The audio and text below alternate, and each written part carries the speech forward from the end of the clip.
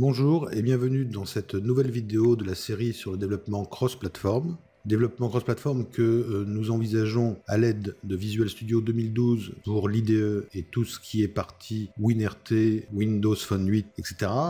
Et sur Xamarin 2.0 pour ce qui est de la génération du code en Google Android ou en iOS Apple. Le tout est complété avec ReSharper dans l'IDE Visual Studio. Et bien entendu, la glue qui nous permet d'unifier tout cela est MVVM Cross version 3 de Stuart Lodge, que vous commencez certainement à connaître, puisque nous en sommes à la 5e ou 6e vidéo sur le sujet. Donc nous allons commencer de façon la plus classique, en prenant une portable class librairie qui va s'appeler books.core, dans une solution qui va s'appeler books. Alors, en quoi consiste la démonstration d'aujourd'hui? Mono for Android.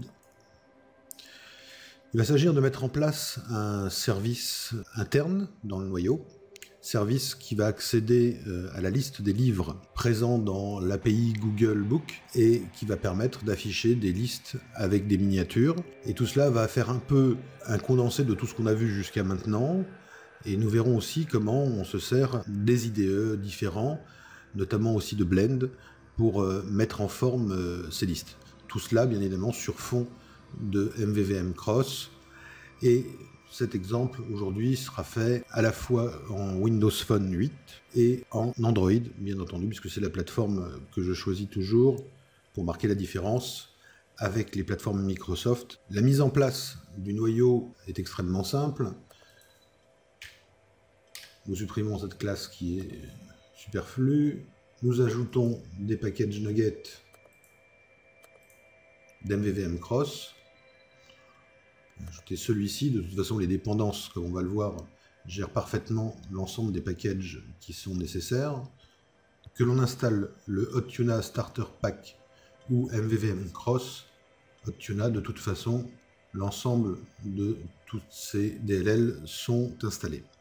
Et puis aujourd'hui, puisque nous allons accéder à un service externe de type web service, même si ce n'en est pas vraiment un, puisque ce sont des requêtes HTTP GET, cette requête HTTP GET va retourner des données au format JSON. Il existe plusieurs façons de travailler en JSON, mais il y a un plugin MVVM Cross qui utilise JSONNet et qui permet d'avoir immédiatement un support JSON à l'intérieur de notre application. On va l'utiliser et on l'installe.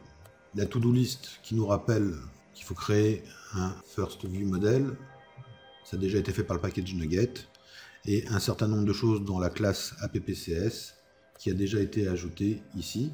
Donc, dans ces nouveaux packages Nugget, en tout cas pour le noyau, on peut supprimer cette liste, il n'y a rien à faire.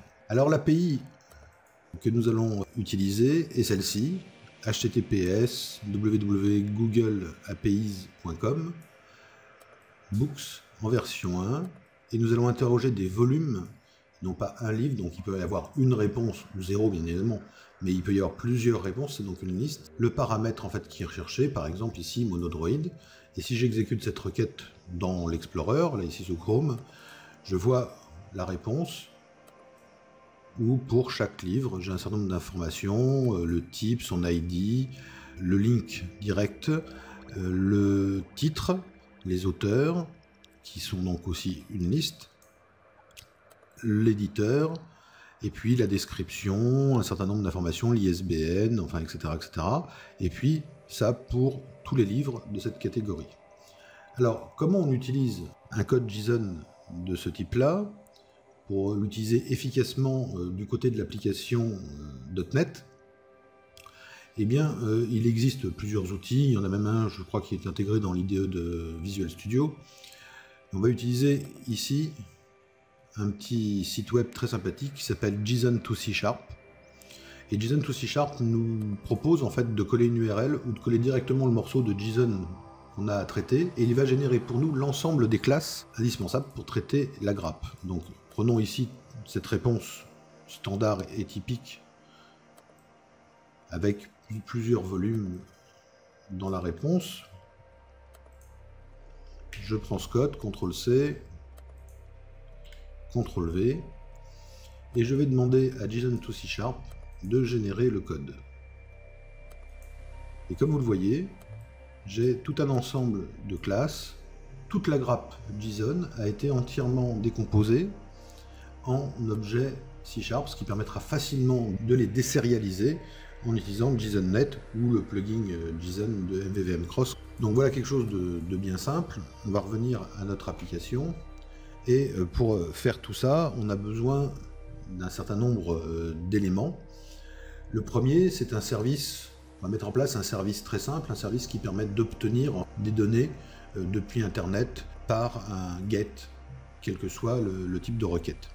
Je vais aller vite puisqu'on a un code exemple de Stuart Lodge qui porte sur ce même sujet et je vais le réutiliser pour que nous gagnions un peu plus de temps. La première chose à faire, c'est de mettre en place, quand on met en place un service dans une solution MVVM Cross, on va créer un nouveau folder qu'on va appeler Services.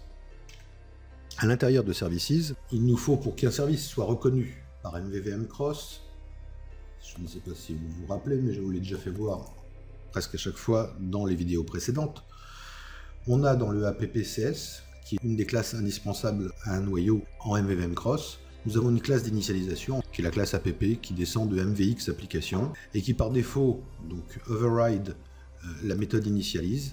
Et la méthode initialise, comme son nom l'indique, fait un certain nombre d'initialisations. Celle qui est la plus voyante, c'est celle qui consiste à faire un register appstart avec la classe du viewModel qui va être le premier viewModel affiché par l'application, puisque pour rappel, sous MVVM Cross, la navigation s'effectue par les viewModels et non pas par les views. Donc on va appeler la classe firstViewModel et c'est celle qui sera déclarée comme étant le appstart, donc le démarrage de l'application. Mais je vous ai déjà fait remarquer cette ligne qui se trouve au-dessus. CreatableTypes, c'est-à-dire une fonction de MVVM Cross qui, à l'intérieur de l'assemblage en cours, va lister l'ensemble de tous les types qui sont instanciables. Ils vont être filtrés avec un ending with service, ça veut dire tous ceux dont le nom se termine par service, et ils vont être filtrés as interface, c'est-à-dire à partir du moment où ils implémentent au moins une interface. Et dans ce cas-là, tous ceux qui correspondent à ces critères vont être enregistrés dans le conteneur d'IOC, register as lazy singleton, c'est-à-dire que jusqu'à temps qu'on en ait besoin, le mode lazy, il n'y aura pas d'instance créée. Au moment où il y en aura besoin, une instance sera créée comme un singleton dans le conteneur d'IOC. Et cela va permettre à MVVM Cross de faire de l'injection de dépendances, notamment au niveau des constructeurs, des classes qu'on peut utiliser. Donc voilà quelque chose de bien simple. Donc pour arriver à ce résultat-là, il nous faut, dès qu'on veut créer un service dans une application MVVM Cross, il nous faut à la fois déclarer la partie interface, puis implémenter cette interface dans une classe qui se termine par le mot service. Chose d'assez simple. Ici, pour notre service REST, on va implémenter une interface excessivement rudimentaire, eSimpleREST-Service, qui permet de faire un make request qui sera typé, avec le request URL qui va être l'URL que nous allons interroger, le verbe qui pourrait être un get ou autre chose, et puis deux delegates, deux actions. Une action qui est typée sur le type générique de la requête, qui retournera donc en cas de success action, et en cas d'erreur, un autre delegate. Maintenant, mettons en place le code de ce service, donc SimpleREST-Service, qui implémente l'interface et qui utilise l'injection de dépendance de MVVM Cross, déjà pour ses propres besoins, puisqu'il propose un constructeur qui prend en paramètre un IMVX JSON Converter. Ce JSON Converter est le convertisseur JSON, en fait le désérialiseur JSON que nous venons d'intégrer quand nous avons créé notre projet noyau, en ajoutant le plugin JSON dans notre projet. Donc, automatiquement, lorsque ce service va être créé, donc il sera repéré parce qu'il se termine par service et parce qu'il implémente une interface, quand MVVM Cross va créer une instance, il va voir qu'il existe un constructeur qui attend une instance d'IMVX JSON Converter et l'injection de dépendance va nous envoyer cette instance. Donc on déclare une variable et on stocke bien évidemment dans le constructeur ce paramètre qui nous est envoyé dans cette variable. Ce qui fait que notre code va pouvoir utiliser le JSON Converter ensuite. Bien évidemment, puisqu'on a le support de cette interface. On a ici la méthode qui supporte cette interface, donc la make request. On va aller très vite là-dessus. On crée une request qui est en fait un HTTP web request. À partir de la request URL, on passe le verbe, on accepte comme résultat du JSON, et puis on va fabriquer la requête et on va l'appeler en passant la requête. La réponse va être gérée de cette façon-là. Si l'action est différente de nul, le success action, on va pouvoir l'appeler en désérialisant selon le type qui sera demandé la réponse renvoyée. Et en cas d'erreur, il va y avoir un message d'erreur. Bon, ça fait partie des choses qui sont après cosmétiques ou importantes, mais très importantes dans un programme définitif qu'il faut soigner, mais sur lequel ici nous n'aurons pas besoin d'aller plus loin. Et puis ici, le deserialize, qui est en fait une méthode private de ce service Simple REST Service, qui utilise le JSON Converter que nous avons reçu par injection de dépendance dans notre constructeur, et qui va déserialiser les objets en les typant en fonction du type d'objet dont on a besoin. Donc ça c'est simple et très pratique, puisque ça nous fait un Simple REST Service nous permettant de faire des requêtes HTTP. Seulement ce qui nous intéresse, c'est comme je vous l'ai fait voir, c'est l'API Google Books et de recevoir donc des books qui sont ainsi structurés. On a vu que grâce à cet utilitaire, on pouvait créer toutes les classes. Alors on peut les réintégrer directement dans son application. Aujourd'hui, on ne va pas utiliser l'ensemble des informations retournées par cette chose-là, donc on va créer les classes uniquement celles dont on a besoin. On a besoin, en fait, particulièrement du volume info qui donne l'information sur le volume, donc le titre, ses auteurs, etc., etc., et les images qui sont les miniatures qu'on utilisera pour afficher dans les listes. Donc j'ai besoin aussi de la classe ImageLink et je ne me servirai que de ces deux-là. On pourrait reprendre bien évidemment toute l'arborescence complète d'objets, mais on n'a besoin que de ce niveau-là de pertinence pour cette démonstration. Et puis, c'est bien de disposer d'un Simple REST Service et de son implémentation, mais puisque nous allons faire des interrogations uniquement sur la Google Books API, ce qui serait plus pratique, c'est de construire une nouvelle couche par-dessus ce Simple REST Service, une nouvelle couche qui permettra d'interroger directement des listes de livres dans lesquelles nous allons passer un mot de recherche et qui va nous retourner une liste JSON directement désérialisée sous forme d'une liste d'instances de ces classes volume info dont nous avons besoin. Alors, nous allons ajouter des classes qui permettent de gérer le résultat. Un book search item contient un volume info, donc qui est cette classe ici, et retourne par défaut dans son toString le titre. Il ne faut pas avoir le nom de la classe qui s'affiche par défaut, ce qui permettra dans un premier temps d'avoir au moins le titre qui s'affiche dans la liste. On verra qu'il y a des solutions de mise en forme qui nous permettent d'aller un peu plus loin et de faire quelque chose d'un peu plus joli, notamment via Blend ou via le designer de Xamarin, intégré bien sûr à Visual Studio. Et puis le Book Search Result, qui est en fait tout simplement une liste de Book Search Items avec une propriété Items qui est ici. Tout cela est bien joli, mais comme je le disais, ce serait bien d'avoir une couche spécialisée qui utilise le Simple REST Service, qui le spécialise pour interroger l'API Google. Toujours le même principe, puisque nous voulons que ça soit reconnu comme un service par MVVM Cross et qu'il n'y ait pas grand chose d'autre à faire. On va créer une interface. Cette interface, c'est la eBooks Service. Ici, on voit qu'elle est beaucoup plus simple, puisqu'on a un terme de recherche. Qu'est-ce qu'on cherche? La chaîne What for, une action en cas de succès et une action en cas d'exception, en cas d'erreur, qui nous retournera donc l'exception, et ici en cas de succès qui nous retournera un Book Search Result qui est tout simplement une liste de Book Search Items.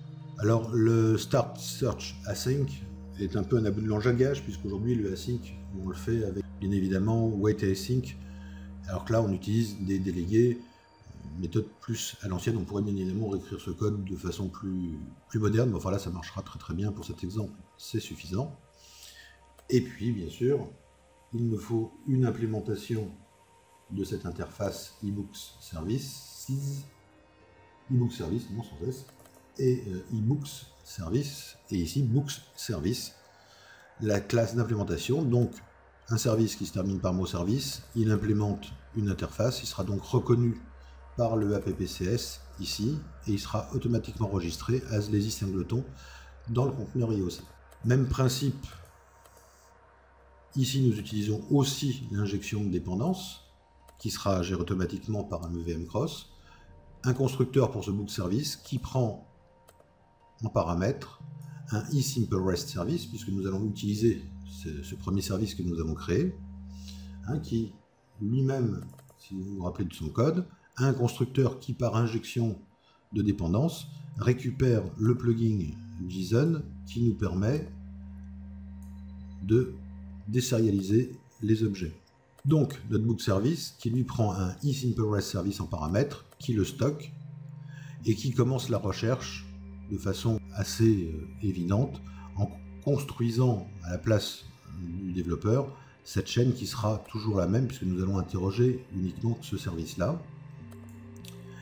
Et puis ici le get, le verbe, et success et error qui sont en fait les deux actions qui sont passées en paramètres avec le what for que l'on voit ici et qui vient remplacer le paramètre q égale à la fin de l'URL. Donc voici un noyau qui est très simple mais qui s'étoffe avec des classes JSON. Nous avons vu comment les transformer en classe C# grâce à un utilitaire. Ici on n'en utilise qu'une petite partie pour cette démo. Un service très simple d'interrogation REST qui nous permet de faire des HTTP, notamment GET. Un service construit au-dessus de ce premier service qui est spécialisé dans l'interrogation du service des API Google Books pour aller rechercher une liste de livres et nous retourner un Book Search Result qui est une liste d'items, donc une liste de livres. C'est parfait. Maintenant, il nous faut un view model pour supporter l'ensemble de ces comportements. Et on va mettre en place un view model simple, un view model qui contiendra donc une chaîne de caractères qui va être le terme de recherche, et puis un résultat sous forme de liste, ce sera le plus simple. Et puis on va ajouter un bouton pour lancer la recherche, parce que en dehors de WinRT et de Windows Phone, où les choses sont pas très bien faites et un peu immatures, où il faut absolument changer de champ de focus pour que la validation de la zone en cours puisse déclencher le changement de propriété, le e-Notify Property Change, et qu'il n'existe pas de moyen à l'heure actuelle. On l'a vu dans une précédente vidéo, il faut un fix, créer un behavior attaché pour obtenir le même type de résultat, mais sous Android par exemple, ça marche très bien. À chaque fois qu'on tape un caractère, la zone qui est bindée, grâce à MVVM Cross bien sûr, parce que le binding n'existe pas par défaut dans Android, la zone cible, la propriété cible, se trouve mise à jour à chaque appui de caractère, à chaque nouveau caractère ajouté dans la zone, ce qui veut dire qu'à chaque fois on générerait une requête HTTP, ce qui est ni économe vis-à-vis de la device sur laquelle on se trouve, et qui n'est pas très respectueux de l'API Google que nous interrogeons, et qui est mise à disposition gratuitement en face. Un peu d'éthique ne fait pas de mal. Donc on va mettre en place un bouton de recherche, ce qui permettra de taper le terme à chercher, de cliquer sur le bouton de recherche et d'obtenir la liste des résultats. Pour ça, nous prenons notre First View Model, on va supprimer tout ce qu'il y a là-dedans, et puis on va coder un certain nombre de choses. Alors la première chose qu'il nous faut, il nous faut un book service, puisque nous allons interroger la liste, donc la Google API. Donc pour faire ça, c'est assez simple. Il nous faut une variable private, qui sera d'ailleurs ici en read-only, qui sera un ebooks service. ReSharper nous permet très vite de mettre les using qu'il faut. Là aussi, ReSharper nous propose des noms de classes ou de variables qui sont adaptés. Et puis ici, alt insert de ReSharper, j'ai besoin d'un constructeur qui prend en paramètre un ebook service, je valide, et le code a été totalement écrit pour moi. Il n'est pas très compliqué, mais enfin, ça évite de se tromper. Maintenant, il nous faut un terme de recherche. Donc ça va être un string, on va l'appeler searchTerm, et on va mettre en place la propriété publique qui correspond. Je le répète une nouvelle fois, si je n'utilise pas de propriété getSet automatique, c'est tout simplement parce qu'on va le voir dans le setter, il faut que je fasse un res property change pour les besoins du data binding.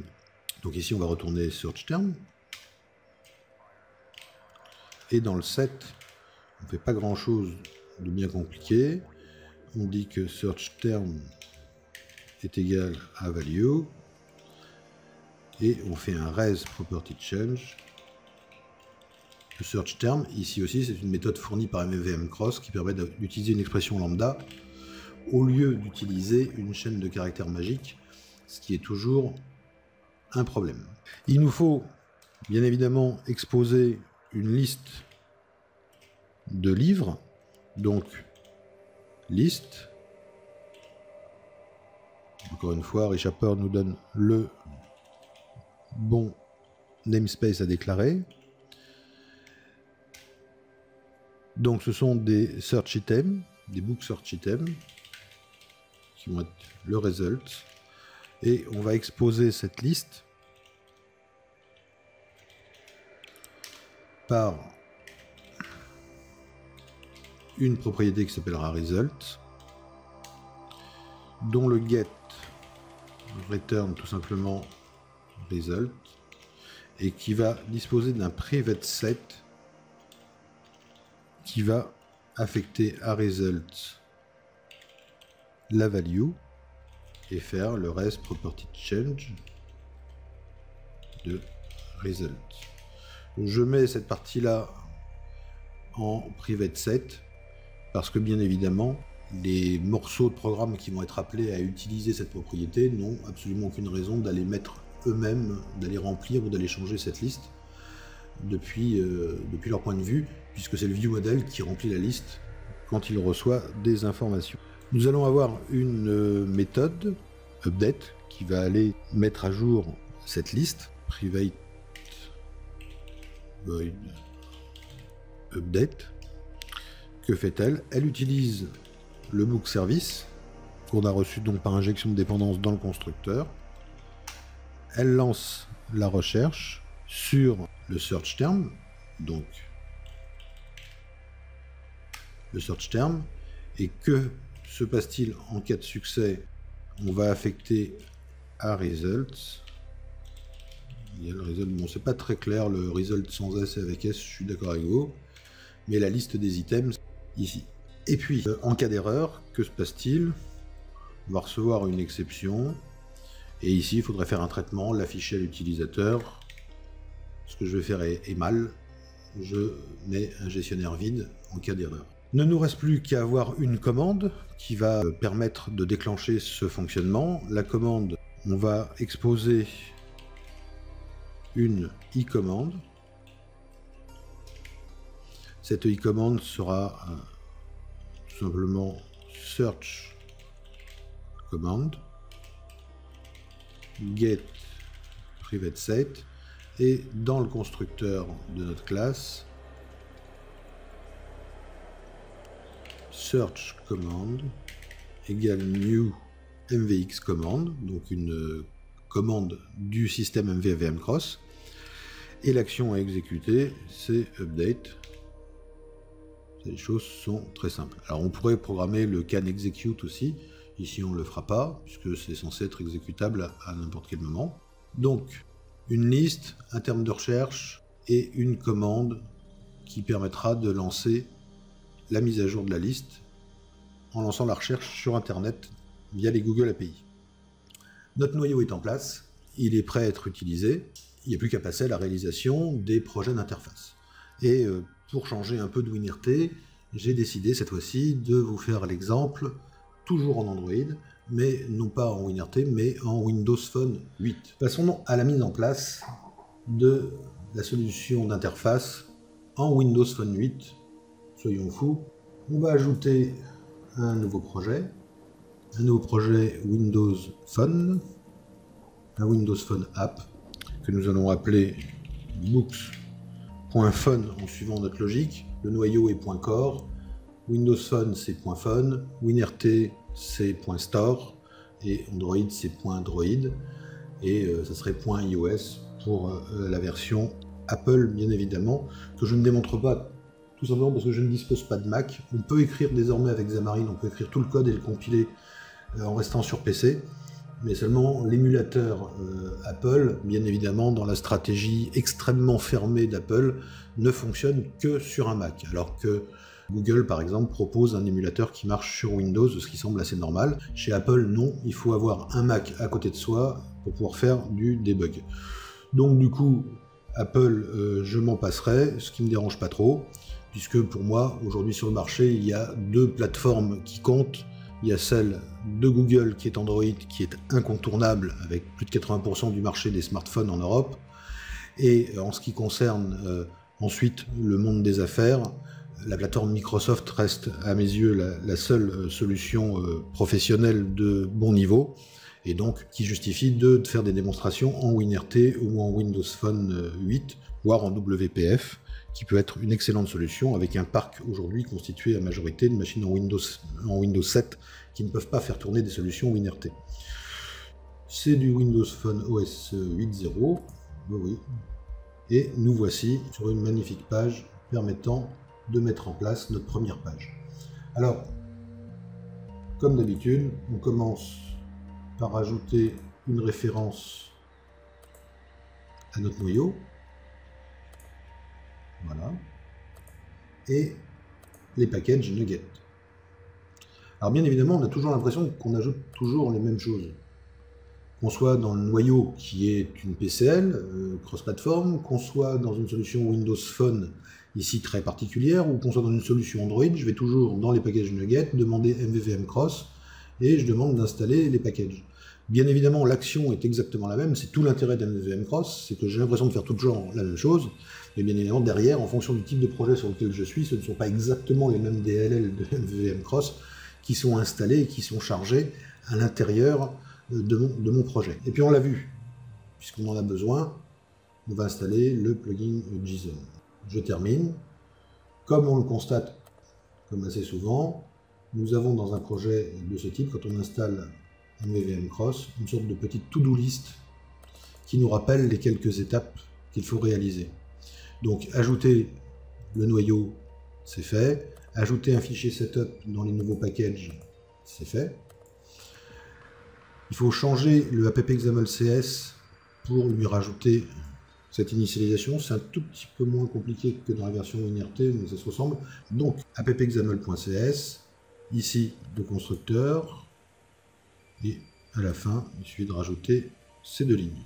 Dans ce même app-xaml.cs, on doit changer le gestionnaire de lancement, puisque la navigation est prise en charge par MVVM Cross, et qu'il ne faut pas laisser la navigation par défaut.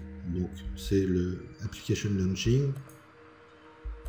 On vient le chercher comme ça, c'est toujours plus rapide. Il est vide, et justement, on lui colle celui dont on a besoin. Enfin, ajouter un view folder, c'est fait, avec première view à l'intérieur, la first view, elle existe déjà. Je vais prendre l'émulateur le plus petit pour qu'il tienne à l'intérieur de la capture, et magie, on devrait pouvoir exécuter déjà cette application pour se rendre compte. Je vais mettre une petite pause. Voilà, je vous ai évité quelques minutes d'attente supplémentaire. L'application se lance, et effectivement on peut taper des choses, mais pour l'instant on n'a rien programmé. Donc je ne vais pas fermer l'émulateur, je vais stopper directement le mode debug, et on va pouvoir supprimer ce to-do list et s'intéresser de plus près à notre page. Alors il y a plusieurs façons de faire les choses. On peut travailler effectivement d'ici. On voit ici qu'on est dans la grille de Content Panel et qu'on peut faire beaucoup de choses. Il y a une autre façon de travailler qui est de passer par Blend. Donc ici, il suffit de demander Open in Blend. Oui.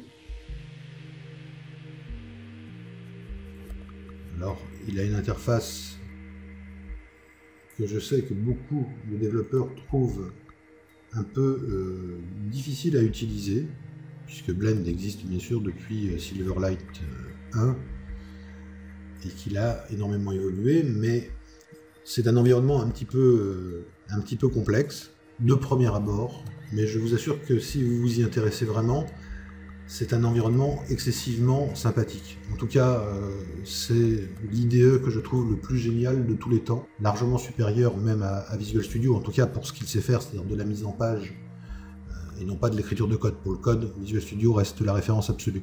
Mais pour la mise en page, bien évidemment, Blend est entièrement spécialisé pour ça. On va charger et nous allons pouvoir mettre en place notre layout. Donc un title panel, un content panel, et c'est là-dedans qu'on doit faire tenir notre search term, notre bouton et notre liste de résultats. Alors notre stratégie va être relativement simple. À l'intérieur de ce content panel, on va commencer par positionner une grid. On les tire, on supprime ses margins, on la met en automatique. Cette grille, on va lui créer 2 lignes. À l'intérieur de la ligne du dessus, donc dans la row 0, on va rajouter une nouvelle grille qui va avoir ici aussi et qui va être en automatique. Voilà. Et cette grille, nous allons mettre un séparateur pour créer 2 colonnes. Dans cette partie qui est au bout, nous allons placer un bouton. Ce bouton va être centré, sans marge, en automatique, ça va très bien. Un texte box qui va aller ici. Toujours pareil, hein, dans la mise en page se fait assez facilement quand on a l'habitude avec Blend parce que justement tout est regroupé de façon assez logique. Une largeur automatique et une hauteur tout aussi automatique. Ce qui nous permet de revenir maintenant sur notre première grille, d'ajuster cette hauteur comme ça. Voilà. Le bouton qui est ici, d'aller dans son content comme ça. Il ne reste plus qu'à mettre en place la liste. Alors attention, en Windows Phone 8, la listbox peut être utilisée, semble-t-il, mais elle est déconseillée. D'ailleurs, quand on la demande, on ne la voit plus. À la place, c'est la long list selector.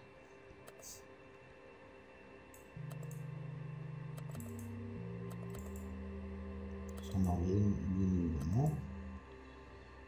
Et voici notre mise en place qui est totalement opérationnelle. Si on retourne sous Visual Studio, il nous demande si on veut recharger, on dit oui. Et voici notre mise en place. Et on voit que le content panel, et voici le code. Finalement, Blend est un générateur de code, hein, XAML. Tout ça a été écrit pour nous.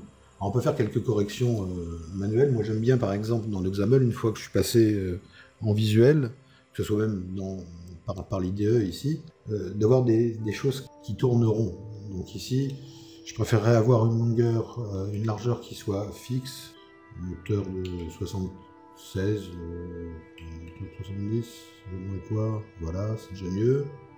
Et puis c'est une hauteur fixe de 70. Et du coup, le reste est en mode star, c'est-à-dire en mode automatique. C'est mieux. Pour ce qui est des colonnes de définition, ici, c'est pareil, des chiffres comme 63, 13, ça ne correspond pas à grand-chose. Donc celle-ci va être en mode star.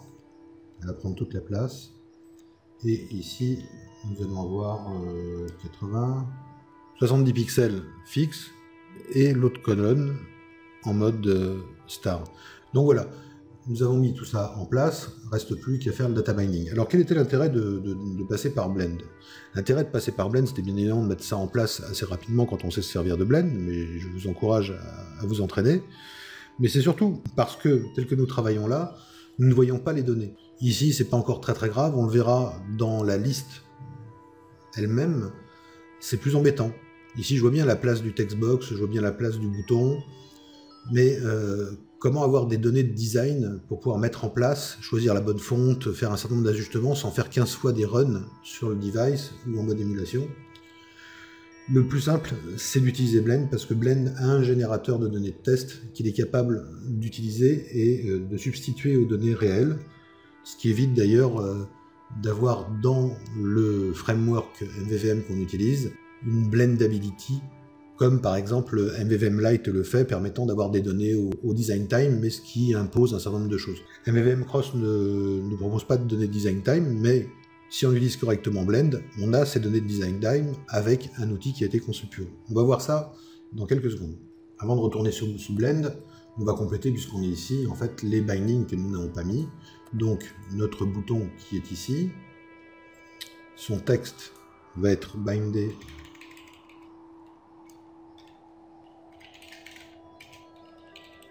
à search term, qui est le terme de recherche que nous allons utiliser.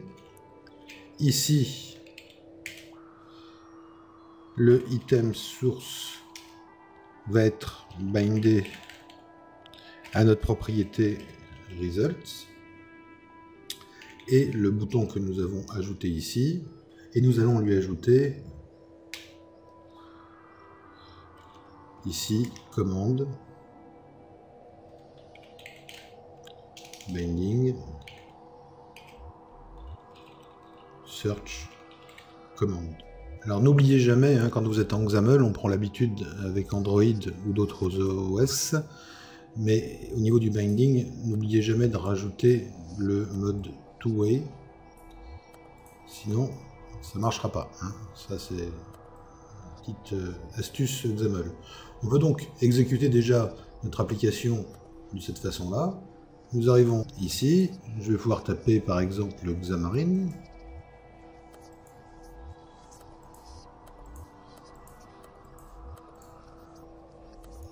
Je clique pour la recherche et nous voici sur une liste merveilleuse.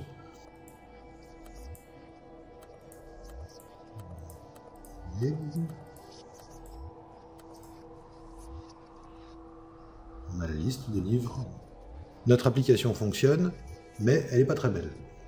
Donc l'intérêt de retourner sous Blend va être de remettre un peu tout ça en forme pour avoir quelque chose d'un tout petit peu plus agréable. Et si on n'avait plus à avoir des données de test, pendant qu'on avait mis en place ça, on aurait pu voir par exemple de façon plus évidente qu'on a ce décalage ici qui est disgracieux, et on aurait pu tester la hauteur, la largeur de tous ces éléments. Donc c'est l'intérêt d'aller sous Blend pour aller utiliser des données de démo, et c'est quelque chose de bien particulier, donc on se retrouve dans 2 secondes.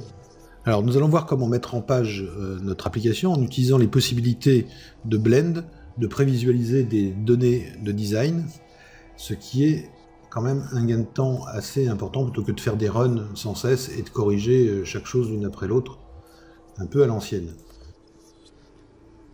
Open in Blend. Les plus perspicaces d'entre vous auront remarqué que j'ai supprimé la main page XAML et que au départ j'avais fait mes modifications dans cette page-là. C'est bien évidemment dans la First View XAML qu'il faut le faire. Donc première chose, nous avons ici notre... Maintenant nous avons la partie qui est vraiment importante. La partie qui est vraiment importante consiste à utiliser les données de conception.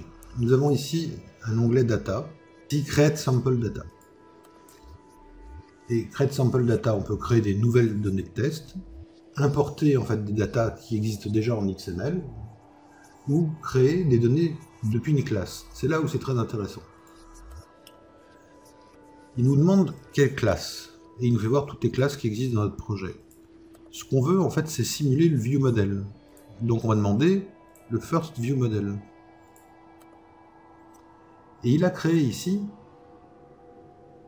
dans ce projet, il a créé effectivement une réplique de notre First ViewModel, avec le result, la liste, avec la commande de recherche, le terme de recherche, etc. Le terme de recherche, on va le laisser en lorem ipsum, ça me semble pas mal. Et si on regarde résultat, on voit l'arborescence de toutes les informations. Je vais agrandir ça. Et on peut voir que pour chacune des informations qui sont présentes et qui ont été simulées, on peut choisir le type de simulation. Alors nous, on va s'intéresser à 3 choses, hein, puisque dans notre mise en page, ce qu'on veut, c'est à la fois la photo du livre, sa miniature, son thumbnail, on veut le titre et on veut le nom de l'auteur. Donc on va pas s'intéresser à toutes les données qui ont été simulées ici. Le titre, on va donner un company name, le nom de l'auteur, auteur summary, on va donner ici un name. Oui, nous sommes la veille du 14 juillet, mes fenêtres sont ouvertes, vous pouvez peut-être entendre en fond sonore quelques pétards qui pètent, mais c'est soit ça, soit 50 degrés dans le bureau avec les NAS et les machines qui tournent. Et puis les image links. Pour les images, j'aimerais bien pouvoir accéder soit au petit chat tel que nous l'avons fait la dernière fois parce que c'est assez pratique, soit à d'autres types d'URL d'images. Et j'aimerais personnaliser les liens. Et comme on l'a vu, on n'a pas tellement beaucoup de choix par défaut dans les données exemples. Alors je vais en profiter pour vous montrer une astuce sous Expression Blend qui est un produit vraiment fantastique et assez versatile.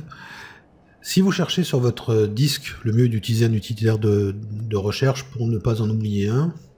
Grâce à cet utilitaire ou à n'importe quel autre, recherchez sur votre disque C où se trouve le fichier samplestrings.csv. Il s'agit du fichier qui est utilisé en fait par Blend, notamment pour générer des données de test. Mais là, il s'agit vraiment de quelque chose d'assez rudimentaire, puisqu'il s'agit d'un fichier CSV, donc fait de lignes et de colonnes.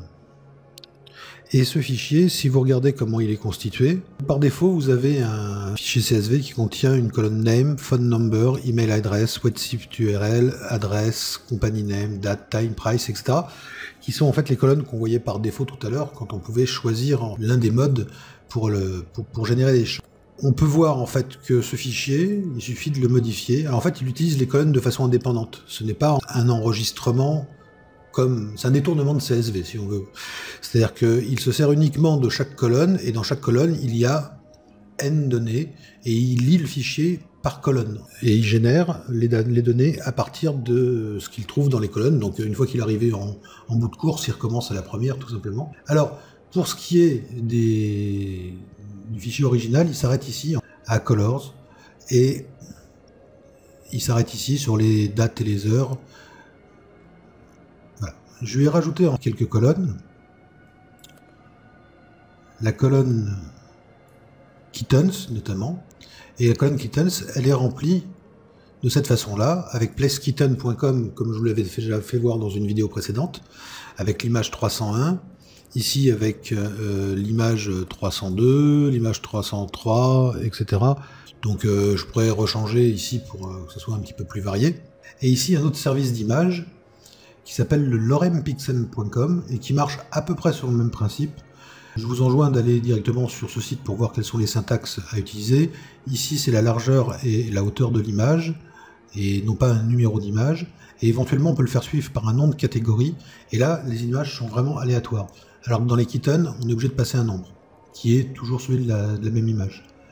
L'avantage, ici, là, je vais transformer en lien. Si je clique ici sur Techniques, je vais amener dans la zone de visualisation le browser qui vient de s'ouvrir. Et voici une image technique qui est prise au hasard. On redemande une image technique. Est-ce qu'il va me servir la même ou pas? Je ne sais pas. Non, c'est bien une différente à chaque fois. Et donc, en jouant avec ce service et ces différentes variantes de catégories, ici on a des chats aussi. Ici, on a du business, des images de business, etc., etc., des images de personnes. Alors, on va transformer ça en hyperlien, je vais le valider. On clique ici, et les images de personnes, voilà, on a des gens. Je reclique sur ce lien, et à chaque fois, ça me donne une image différente. Vraiment, très très intéressant. Je n'ai pas besoin de générer énormément de lignes, puisqu'à chaque fois, c'est une image différente qui est donnée. Donc quand il va générer pour cette colonne-là, il utilisera chat à chaque fois. Mais on s'en fiche, puisque c'est cette ligne-là, cette URL-là, elle retourne une image différente à chaque fois. Ici, sur les images kitten, on a des images qui sont similaires, donc on est obligé de donner le numéro d'image. Donc voilà, une fois que vous avez créé un fichier de ce type-là, enregistrer, non. et que vous avez recherché sur votre disque où est-ce qu'ils étaient, vous l'avez modifié une fois, il suffit de le mettre à jour dans tous les emplacements où il se trouve. Alors ici, là j'ai ce fichier qui était dans temp, mais sinon on voit les 3 autres emplacements, dans Expression Blend 4, Sample Data Resource and Data, dans Blend Sample Resource and Data, et dans Visual Studio aussi. J'ai donc modifié et mis à jour ce fichier. Nous sommes dans notre générateur de données. Et maintenant, quand nous allons dans les volumes info, donc pour l'auteur summary, dans l'orem ipsum, on peut choisir un nom d'individu. Voilà. Pour ce qui est des images link, eh bien, je peux choisir de générer des images aussi bien de gens, des images de business, abstraites, des images de chats, ou les fameux kittens. Voilà. Pareil. Les kittens. Alors, vous pouvez remarquer qu'au même moment, ici, il y a un fichier qui est apparu et qui est en train d'être modifié avec son étoile à côté, c'est-à-dire qu'il a été modifié. Eh bien, c'est le fameux fichier qui a été rajouté dans l'arborescence de notre application books.phone. On a sample data, et à l'intérieur de sample data, on a le first view model sample data. C'est un fichier qui a une syntaxe XML, et on voit par exemple ici le nom de l'auteur. Alors c'est pas par mégalomanie, mais c'était pour être sûr que j'avais bien mon fichier qui était changé. Le premier nom qui est généré est le mien. Et on voit pour le service des images, pour les images links, que nous avons ici un Plaskitten 322, ici un 322 aussi. Ici nous avons un 323, le 323 pour son thumbnail, etc., etc. Donc on a pu générer des données qui sont des données de travail. Alors vous allez me dire c'est très bien, mais qu'est-ce qu'on peut en faire? Une des premières choses qu'on peut en faire, c'est de simplement associer ce first view model ici et l'associer, le binder au layout route de notre page. Alors vous allez me dire, mais s'il y a des bindings qui sont en place, qu'est-ce qui se passe? Non, en fait, Expression Blend met en place ses propres balises de design data et qui ne se mélangent pas avec les balises de binding habituelles. C'est-à-dire qu'en fait, c'est le data context qui va être changé. Et tous les bindings, bien sûr, puisque ça respecte les noms de nos véritables données, puisque c'est à partir des classes de nos données que ça a été généré. Donc les bindings eux-mêmes ne changent pas, c'est juste le data context au niveau global qui est changé. Au lieu que ça soit l'instance de notre view model ou runtime qui soit fournie, au design time, il va utiliser une balise particulière qui va lui dire d'aller utiliser les données qui se trouvent dans le fichier qui vient d'être généré. Donc pour associer le data context, c'est celui-ci qu'il faut attraper, voilà. Et data bind layout route data context to first view model sample data. On dit oui. Et vous remarquez d'un seul coup que tout ça fonctionne. Nous avons ici un texte qui est en lorem ipsum. Nous avons ici une liste. Alors bien sûr, ce sont des... Pour l'instant, c'est pas mis en forme. Dans notre view model, on a le search term qui pour l'instant est un string généré en lorem ipsum. Si je demande que ce string soit généré, par exemple, sous forme d'un company name, voilà. On sauvegarde notre modèle qui est ici. Et vous voyez, automatiquement, on a un nom de société ici. Ce qui est beaucoup plus pratique pour, bien évidemment, faire sa mise en page. Donc vous comprenez la supériorité, notamment à travers ce simple exemple, et il y a beaucoup d'autres choses de ce genre-là, de Blend sur Visual Studio pour pouvoir mettre en page les choses. Mais ce n'est pas terminé. J'ai une liste, et cette liste, on voit bien qu'elle n'est pas très jolie. Donc, qu'est-ce que je vais faire? Je vais ici, Edit Additional Template. Alors, c'est un peu là-dedans qu'on s'y perd quand on ne connaît pas Blend au départ, bien évidemment. Et Edit Item Template, puisque c'est un item template, et je veux en créer un nouveau. On va l'appeler donc Book Item Template. On pourrait le sauvegarder au niveau de l'application, au niveau de ce document, ou le stocker dans dans un dictionnaire de ressources. Là, on va le laisser à l'intérieur de la page, tout simplement. Et voici notre item template. Ici, l'arborescence a été changée. Nous voyons en haut que nous avons un certain nombre d'onglets qui sont verts, on est dans la long list selector et à l'intérieur dans l'item template. Donc je pourrais revenir comme ça et on revoit l'arborescence de la liste. Je viens ici et je reviens dans l'arborescence de mon item template. Par défaut, il y a une grille, elle ne contient pas grand-chose. Donc ce qu'on cherche à faire, c'est d'avoir, selon le modèle qu'on utilise habituellement, la photo sur la gauche et puis le titre et le nom de l'auteur juste en dessous. Alors c'est ce qu'on va faire et qu'on va mettre en page ici. Nous avons une grille. Dans cette grille, on va d'abord la partager. On reverra après pour sa hauteur. On va reprendre les propriétés ici. On voit que cette grille est en hauteur 0 et en largeur automatique. On la laisse en largeur automatique. Elle prend toute la place de la zone. C'est exactement ce qu'il nous faut. La seule chose, c'est qu'il nous faudrait créer ici pour mettre l'image. Alors on va se mettre là. Et vous voyez qu'on a des indications qui permettent, mais si je double-clique sur cet élément, voilà, on a une weight de 353 stars. C'est cette colonne-là. Ce qu'on peut faire, soit on la règle ici, hein, vous voyez que quand je fais ça, on a les choses qui se règlent automatiquement. On peut choisir des modes fixes ou pas. On peut aussi, bien évidemment, décider de travailler. Souvent, c'est ce que je préfère faire, c'est d'avoir le visuel en haut et la partie XAML en bas, ce qui me permet de rapidement travailler avec soit la partie la plus intéressante de Blend, soit pour les choses très rapides, avec ce qui est plus rapide à faire à la main. Par exemple, je veux une colonne de 100 complètement fixe et une colonne qui soit de largeur automatique derrière. J'ai aussi vite fait de le faire comme ça, c'est quand même plus pratique. Mais je bénéficie des deux supports simultanément et bien sûr j'ai le retour visuel immédiat de ce que je fais.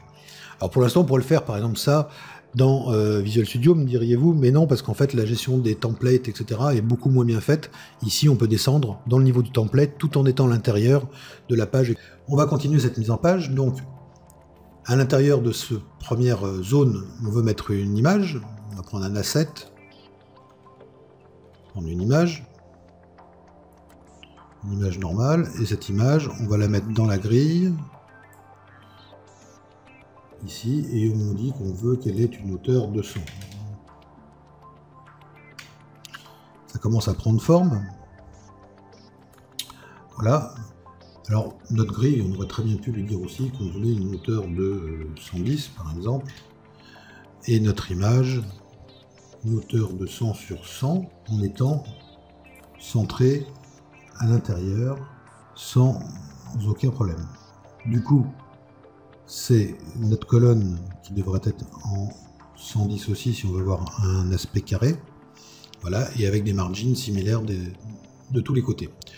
Et puis dans cet espace qui est là, nous allons mettre un stack panel. Ce stack panel, on annule ses marges. On le met en hauteur et en largeur automatique. Et dans ce stack panel, nous allons avoir, on va lui mettre une marge gauche de 8 pixels par exemple, voilà, pour pas que ça soit collé, et à l'intérieur nous allons mettre deux text blocks,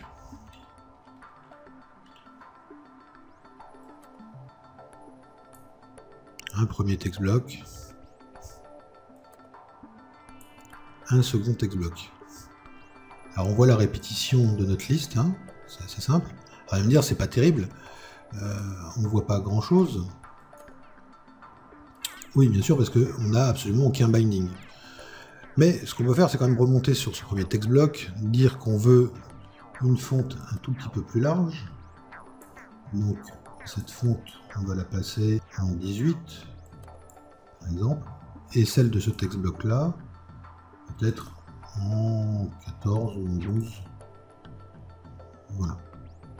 Et puis finalement, ce stack panel, il est intéressant, mais est-ce qu'on le veut ferré en haut ou est-ce qu'on veut, par exemple, centré sur cet espace-là?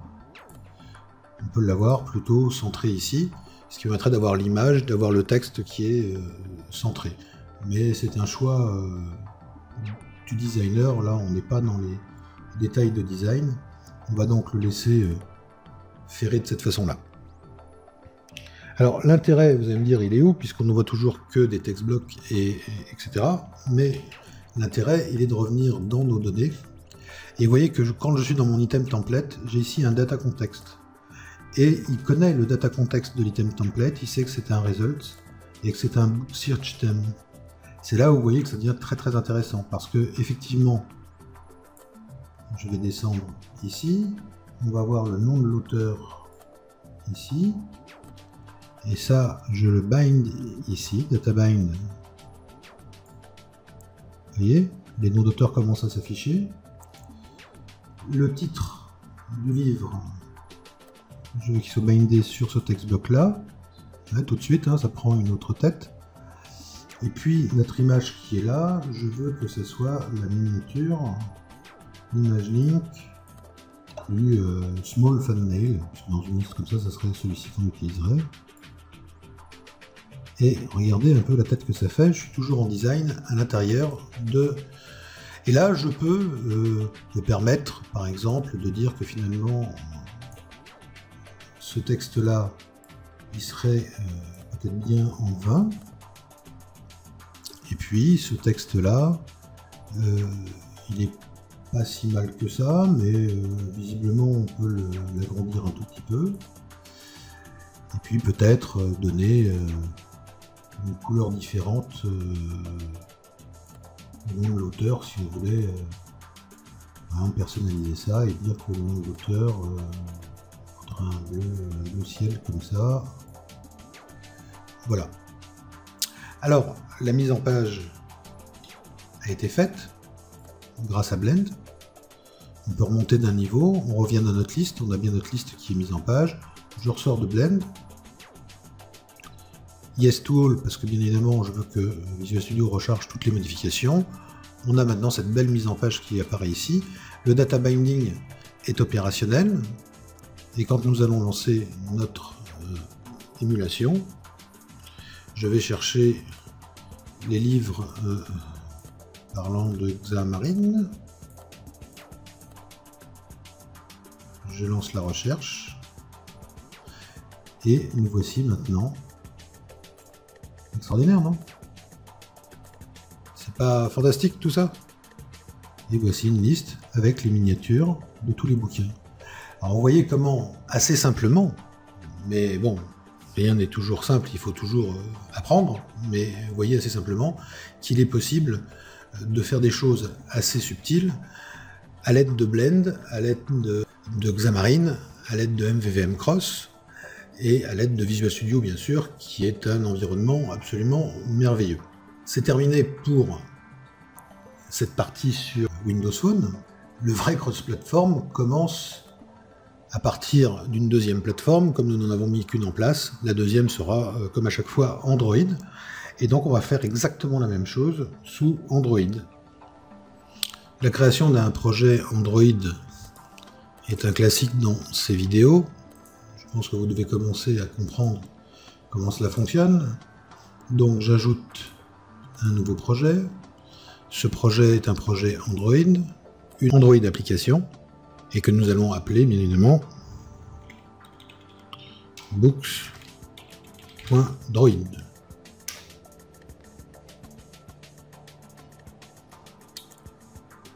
On le positionne en Startup Project. Et puis à partir de maintenant, il nous faut ajouter en référence notre noyau, books.core,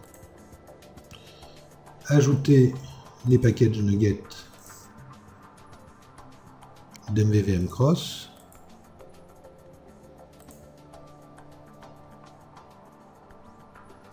plus le plugin JSON puisque nous l'utilisons. Voici.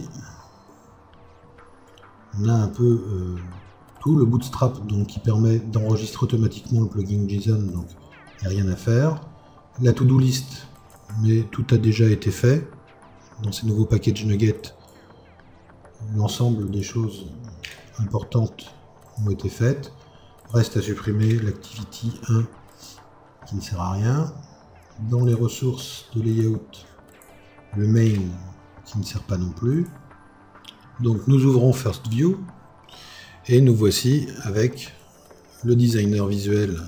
Je vais essayer de raccourcir un peu cette démo et de le faire off et je reviens à vous dans quelques secondes. La mise en place est donc simple et rudimentaire.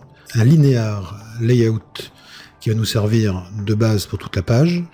Un autre qui va être imbriqué à l'intérieur en mode horizontal qui contiendra le edit text qui va être bindé au search term. Le bouton qui va avoir sa commande click reliée par binding à search command. Et puis en dessous, une MVX list view dont l'item source est bindé à result. Si on regarde le design, on a quelque chose de ce genre-là qui n'est pas magnifique. La mise en page est vraiment rudimentaire. On peut tout de même exécuter cette application. On va prendre un émulateur de type Nexus 4 en termes de taille écran, pour que ça passe mieux dans la capture écran. Donc vous ne l'avez quand même pas en entier, mais on va voir l'essentiel qui va se passer là-haut. Synchronisation des assemblages, le déploiement est successful, l'application se lance, le splash screen va être bientôt activé, puisque pour l'instant il ne contient rien d'autre que le mot loading qui est ici, voilà, et l'application se lance. Ma mise en page est excessivement simple pour l'instant, avec une zone de texte qui est à taille variable, ce qui n'est pas très très beau, et ce petit bouton ici qui est pas très esthétique. Mais si je clique ici et que je demande Mono Droid, que je clique sur Search, et voici la liste du résultat. Donc exactement comme notre application Windows Phone 8 tout à l'heure, dans sa première phase avant d'être lookée, nous avons une liste et nous avons un programme qui fonctionne et qui pour l'instant répond à l'ensemble des besoins, sauf que sa mise en page bien évidemment est un peu atroce. Donc de la même façon qu'on a pu mettre en page les choses avec Windows Phone 8, on peut bien évidemment aller plus loin avec Android, en se servant notamment ici du designer visuel. On a la toolbox qu'on peut accrocher, et on a tous les outils et tous les composants, et il y en a beaucoup, plus toutes les possibilités d'aller travailler dans les layouts et d'aller ajouter des layouts selon les résolutions, selon le sens horizontal ou vertical, etc., etc., etc. Et même créer rapidement un item template, donc comme un data template, mais c'est quelque chose que je vous ai déjà fait voir dans une vidéo précédente, je n'irai pas plus loin dans cette vidéo qui dure déjà depuis un bon moment. Donc voici, aujourd'hui, pour résumer, nous avons mis en place une application noyau qui propose un service de recherche dans les API Google Books. Elles sont exposées, donc toutes ces fonctions, par le cœur et son vieux modèle. Nous avons mis ensuite en place une application Windows Phone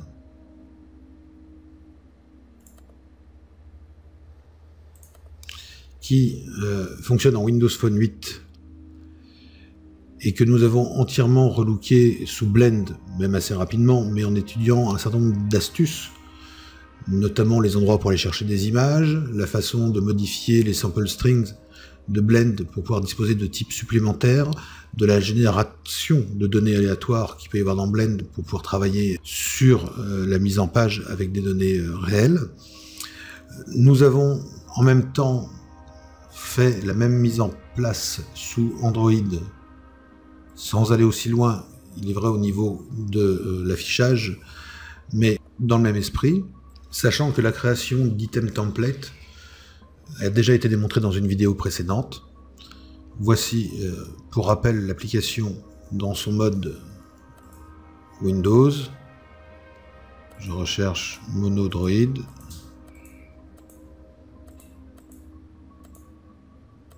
Le bouton de recherche.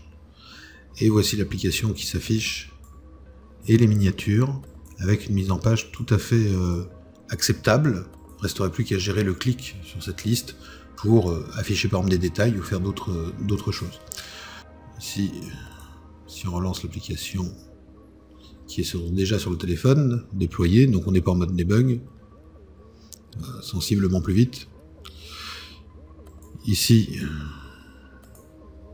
Mono Droid. Search.